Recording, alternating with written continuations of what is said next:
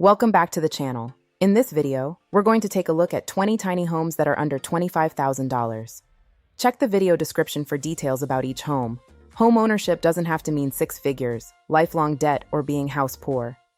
Due to rising rent, expensive mortgages, inflation, and housing shortages, thousands of people are ditching traditional housing and moving into tiny homes, and some of them are living better, freer lives because of it. After we count down 20 real tiny homes that cost less than $25,000, we'll watch a few videos from people who actually live in tiny homes and share what their day-to-day life is really like. So if you've ever dreamed of affordable living, financial freedom, or downsizing on your own terms, stay tuned. If you're thinking about downsizing, buying land, or just exploring affordable housing alternatives, tiny homes might be worth considering. Be sure to like this video, share it with someone who may find it helpful, and subscribe to the channel. Thanks for watching.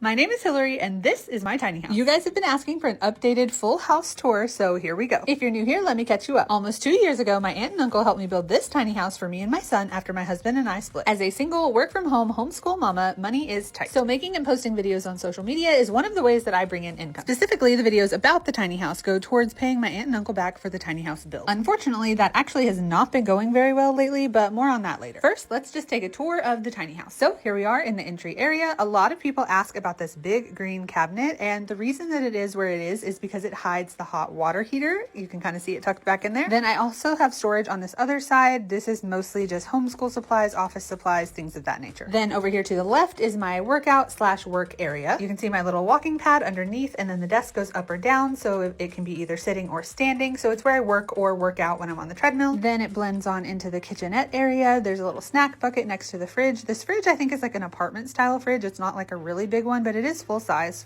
stove, and then onto the cabinets and the sink. Then we take off back here to the bedroom area that my son and I share. I shared in a recent video how this also acts as kind of our living room area because the projector that's on top of his bunk projects onto the blank wall above my bed. We both have some little storage areas at the end of our beds for just random different things, knickknacks, things that we love. These little stairs are also drawers and they hold his clothing. Then he's got a little gaming area / storage space up here. Then if we come back down the little hallway area, we have a decent sized bathroom. People comment all the time that this bathroom could have been way smaller and given me extra space in other areas, but the placement of the walls had to do with where the floor joists were, and that kind of contributed to it being a little bigger than necessary. Then I really wanted a barn door to cover this space, but they were so expensive, so my uncle just decided to try to build one, and this is the product of that. It is my favorite thing in the tiny house. Then we went ahead and dropped the ceiling for the bathroom, so it gave us a little bit of extra storage up top. Then I went for open shelving in the kitchen, which is highly debated in my comments section. Some people love them, some people hate them. Then in this little cabinet behind the curtain is the washer dryer combo. Then I have some more storage up there on top. And that's about it. It was built out of a 32 by 12 foot prefab shed. It's got about 250 square feet of living space inside. And because it sits on the edge of a city lot, it's set up just like a trailer house would. Electric, water, and sewage all tie into the city line. The total cost start to finish was ballpark around $20,000, but the large majority of the work was DIY. And because I live in a very rural Oklahoma town, there were no permits or anything like that required. And I think that about covers all the most frequently asked questions. Let me know if you have any more in the comments below. Okay, so my auntie let me move into a tiny home on her property. Ignore the front porch. We're not done with that, okay? Let's get into the kitchen. As you can see, the only thing that I don't have is an oven, okay? A microwave and a stove. But those two items that's on that counter, is you won't even know none of that is missing. This is a small refrigerator. It's not a regular size, but it's also not a mini. It's enough for me, okay? This tiny home puts me in the mind of like a studio because you can see your bedroom, your living room, and your kitchen from one space. I also have air and heat. I have a ceiling fan. This is the closet. I love it. It's really, really enough for me. The bed, I didn't get a good video of it, but it also has storage at the bottom so I can put my clothes there. I have my little nook and cranny where I'm gonna put my books. It's built into the wall. I just seen the spot that I missed that I gotta finish painting over. Okay, anyways, this is the bathroom, and in here you got the hot water heater. I'm gonna cover that up, and then you can see the stackable washer and dryer. So yeah, I'm gonna decorate it, and y'all stay tuned to see how it's gonna look later. Built this tiny home for less than $5,000. First things first, I purchased a construction trailer for $2,500 off of Marketplace. Then I got my own water tank also for $50 off of Marketplace. Come on inside. These construction trailers are all over Facebook Market. First thing I did was I put the ground down and I put the carpet down. As you guys see, I was able to make a form bed out of wood.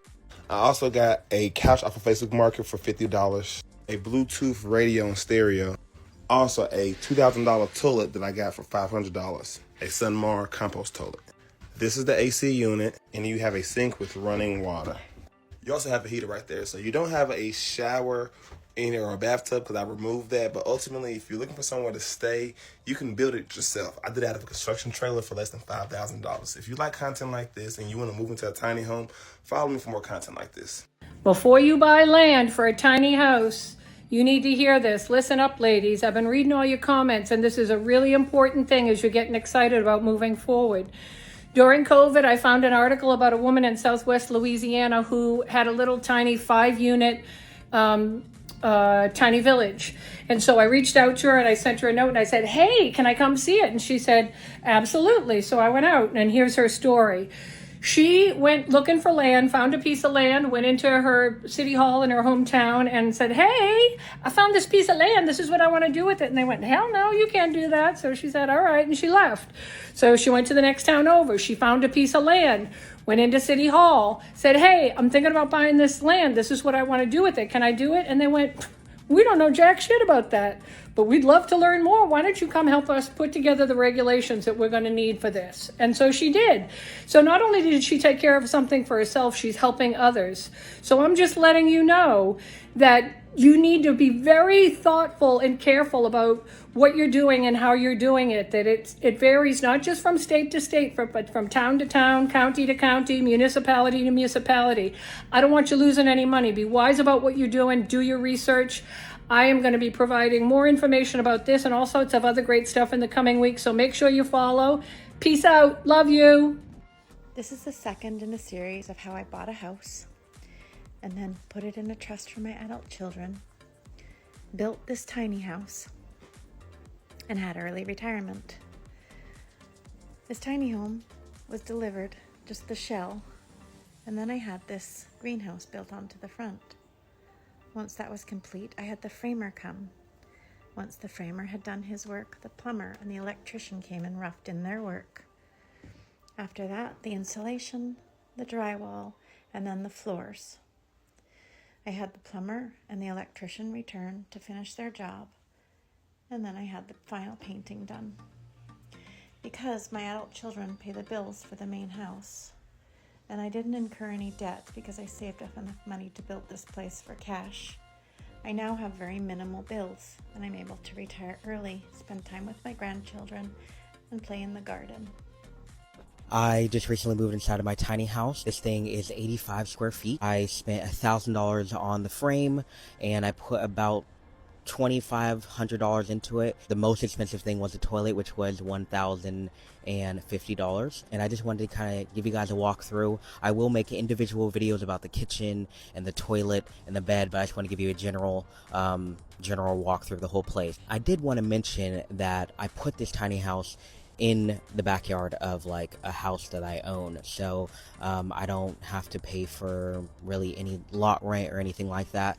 I'm also renting out my house, and that's paying for my mortgage and like all my bills. So 2025 I will essentially like kind of retire, and my plan is to live off of my rugs.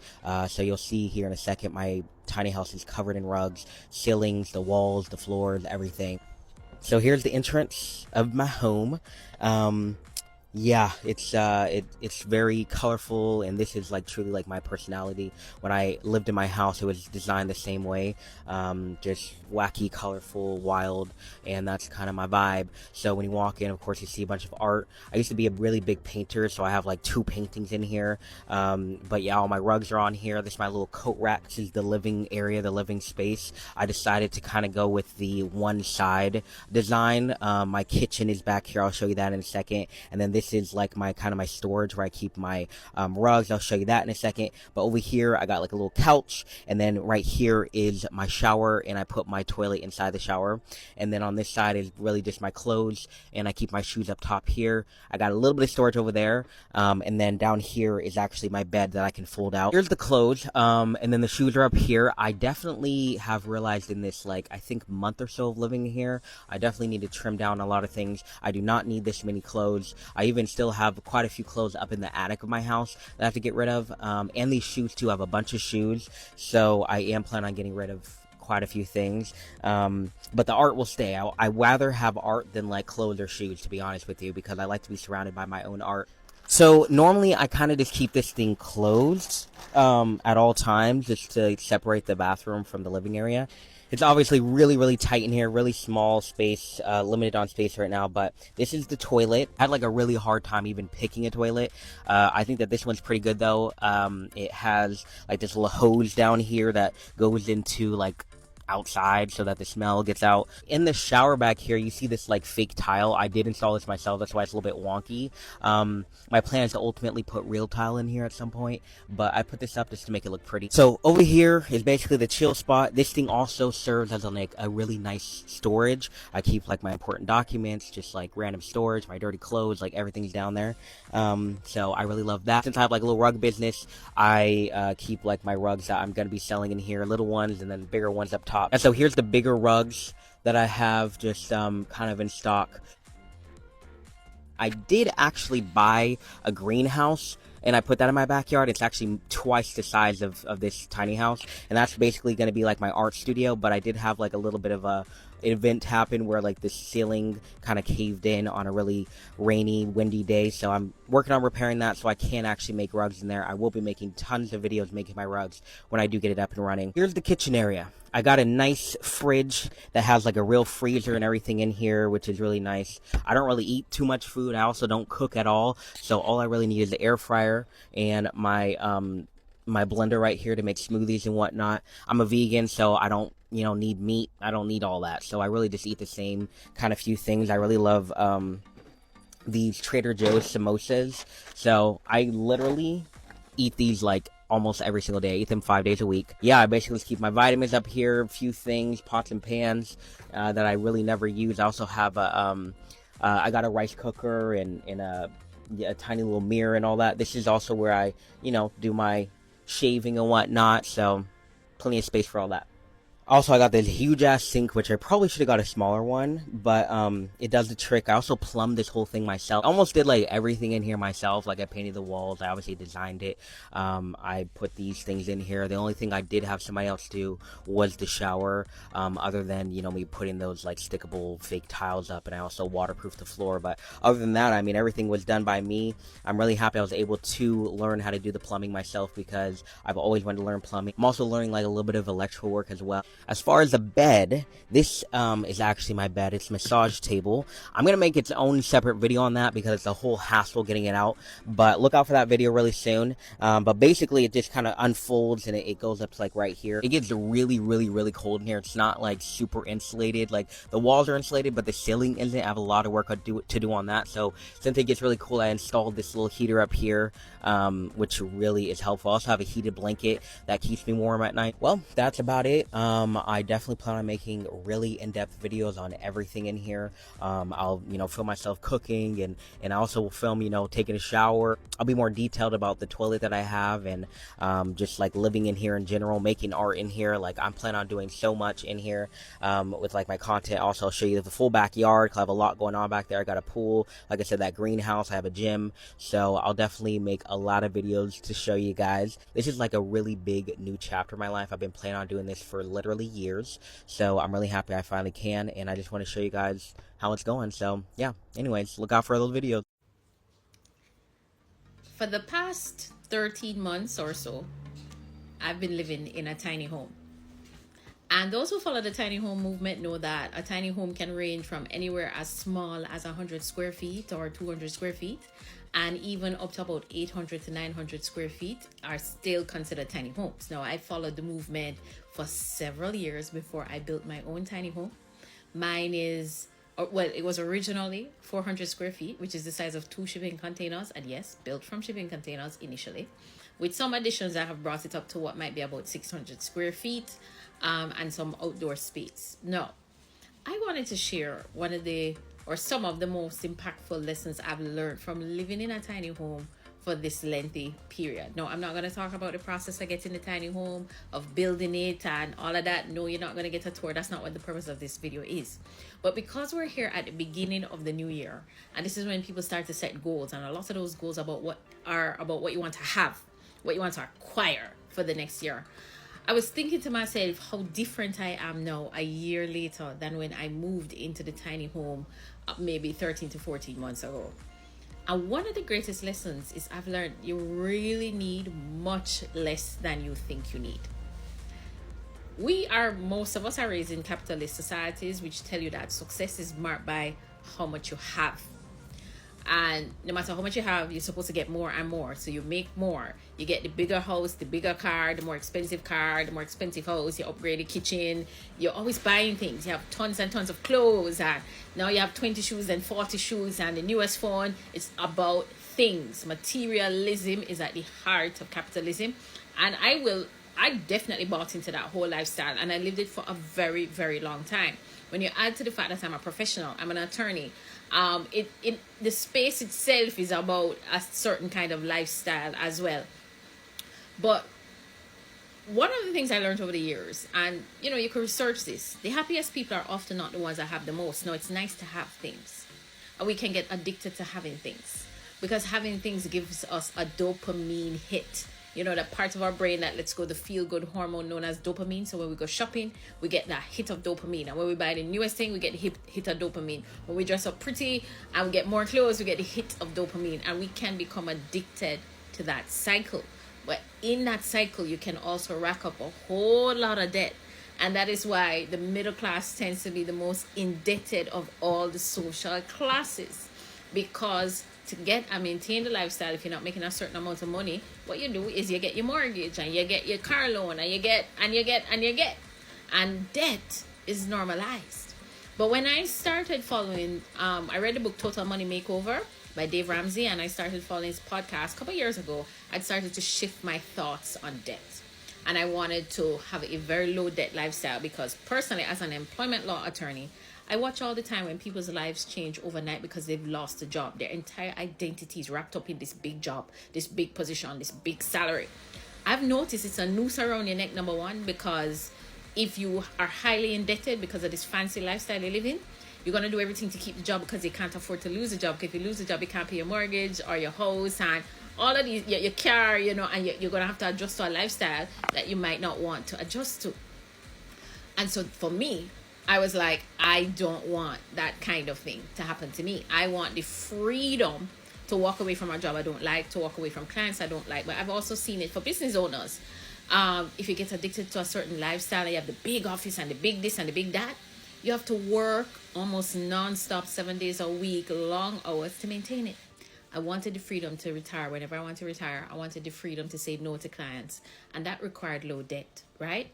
And initially when I moved in, I was doing some serious downsizing. I had a close friend of mine who said it was downsizing on steroids.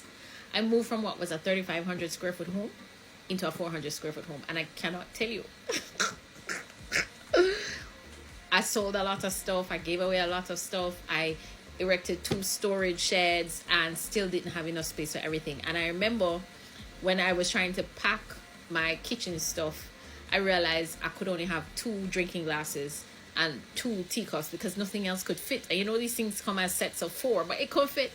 I remember breaking down crying at one point because it was the debate of if I'm going to keep my my wine glasses. And I said to a girlfriend of mine, this is harder than I expected it to be because these are stuff I've had for years. Some of them are sentimental. And she's like, don't worry, if we ever come over for drinks, we'll bring our own glasses, right? Fast forward a year later, and even now that I've done the extension and added more cupboards to the kitchen and stuff, some of them are empty, and I no longer feel the need to stuff them with things. When I go to the supermarket, I'd long stop shopping excessively because there was nowhere to put the stuff. I had one pantry and it could only hold so much, so I was buying less. Same with the clothes. Like my closet, yeah, I stopped buying so much clothes, and after a while I realized I didn't miss the stuff. And the most important thing is that in the storage shed, I've had stuff that I had intended to take out and use once I had more space. A year has gone by and there's so many things in there I've never used, and I didn't miss them. And I was like, we really, really need less than we think we need, you know. I've actually started just giving away the stuff that I haven't used in a year because what's my excuse? You understand? And I want you to consider this when you're considering what you want to acquire this year. I'm not discouraging what you might want to go after. I'm saying that if you were to pause for a moment, you'd realize you need less than you think. And if you were to inquire into why do I think I need 50 pairs of shoes and all these clothes, it's more often not because we're seeking some form of external validation. And that's a deeper issue that you might need to confront. But we really need much, much, much less than we think, and we can live content with it. Even though I have space now to have 4 glasses, I still have 2 because why need 4 for? You understand? So that's my message, my January 2026 message. Consider what you actually need and put your focus and your energies on those. Acquire experiences. Put the focus there rather than on acquiring things, because then they just end up being stuff we have to give away or throw out and don't even use.